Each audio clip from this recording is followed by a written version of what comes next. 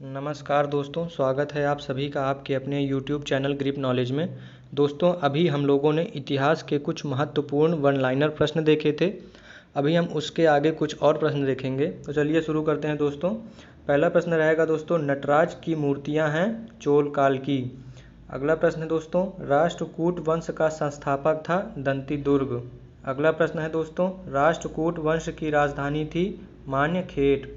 अगला प्रश्न है दोस्तों, चालुक्यों की राजधानी थी वातापी।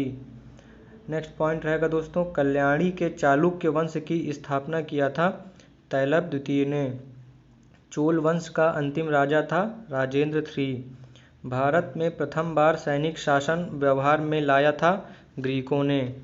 अगला पॉइंट है दोस्तों, नौ सैनिक शक्ति के लिए प्रसिद्ध था चोल। स्थानीय स्वशासन विशेषता थी चोल वंश की। होयसल वंश की राजधानी थी द्वार समुद्र।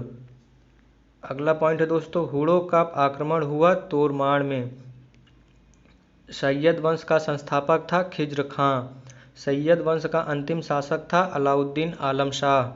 टोपी सीकर अपनी जीवन निर्वाह करने वाला सुल्तान था नसीरुद्दीन महमूद।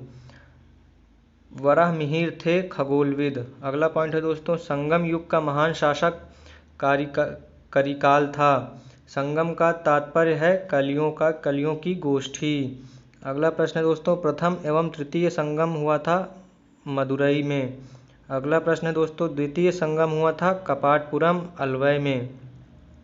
प्रथम संगम के अध्यक्ष थे अगस्त्य ऋषि। जजिया कर का प्रचलन किया था मोहम्मद बिन कासिम ने। अरबों ने भारत पर आक्रमण किया था मोहम्मद बिन कासिम के नेतृत्व में। भारत पर आक्रमण करने वाला प्रथम मुस्लिम था मोहम्मद बिन कासिम 1712 ईस्वी में। महमूद गजनवी ने भारत पर हमला किया था 17 बार, पहली बार 101 ईस्वी में किया था। याद रखिएगा दोस्तों।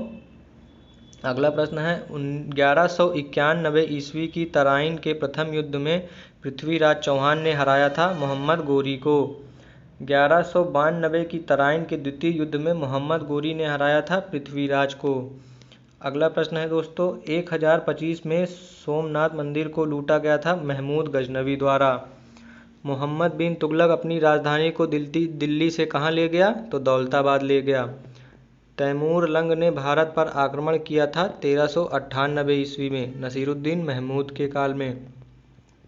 जौनपुर नगर का संस्थापक था फिरोज शाह तुगलक। सांची का स्तूप बनवाया था अशोक ने। श्रीनगर की स्थापना किया था अशोक ने। अशोक के अभिलेखों की खोज 1750 ईस्वी में सर्वप्रथम किया था टी फैनथेलर ने। अशोक की मृत्यु हुई थी 232 ईसा पूर्व में। हरिशेर का इलाहाबाद प्रशस्ति लेख जानकारी देता है समुद्रगुप्त का। शुंग वंश की नींव डाली थी पुष्यमित्र शुंग ने। शुंग वंश का अंतिम शासक था देवभूति।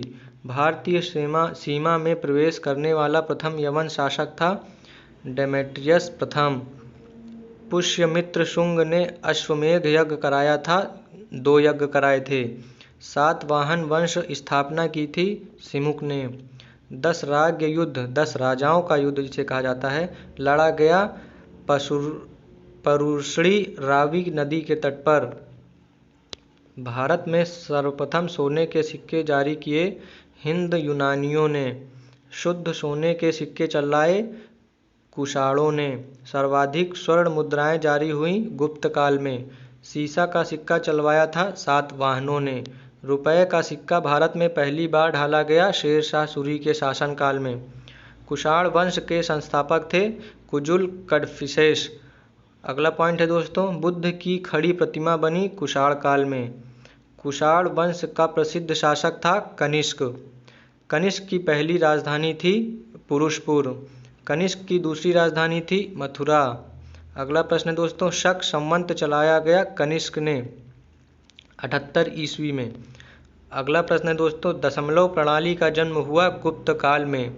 राष्ट्रीय पंचांग आधारित है शक संवत पर। चरक थे आयुर्वेद के जनक। आयुर्वेद के जनक कौन था, तो चरक थे। सिल्क मार्ग का आरंभ कराया कनिष्क ने। कुषाण वंश का अंतिम शासक था वासुदेव। नेक्स्ट पॉइंट है दोस्तों, गुप्त वंश की जानकारी मिलती है वायु पुराण से। अगला प्रश्न है दोस्तों, समुद्रगुप्त को भारत का नेपोलियन कहा था बीशेट आर्थर स्मिथ ने। सिक्कों पर वीणा बजाते स्थित हैं समुद्रगुप्त। अगला प्रश्न है दोस्तों, भारत का बिस्मार्क है वल्लभ भाई पटेल। अगला पॉइंट है दोस्तों, भारत का आइंस्टीन है नागार्जुन। अगला पॉइंट है दोस्तों, भारत का मिल्टन है अश्वघोष। अश्वघोष जो है भारत का मिल्टन है, याद रखिएगा दोस्तों। ईरान का नेपोलियन है नादिर शाह। अगला प्रश्न है दोस्तों, प्रसिद्ध चीनी बौद्ध यात्री फाह्यान आया था किसके काल में? तो चंद्रगुप्त द्वितीय के काल में 5वीं शताब्दी में आया था। चंद्रगुप्त द्वितीय विक्रमादित्य ने अपनी दूसरी राजधानी बनाया था उज्जैन को। अगला पॉइंट है दोस्तों, विक्रम संवत प्रारंभ हुआ था 58 ईसा पूर्व में। अगला पॉइंट है दोस्तों, गुप्तकालीन रजत एवं स्वर्ण मुद्राओं का नाम था क्रमशः रुपयक और दिनार। नालंदा विश्वविद्यालय को ध्वस्त किया था बख्तियार खिलजी ने मोहम्मद गोरी का, जो कि सेनापति था।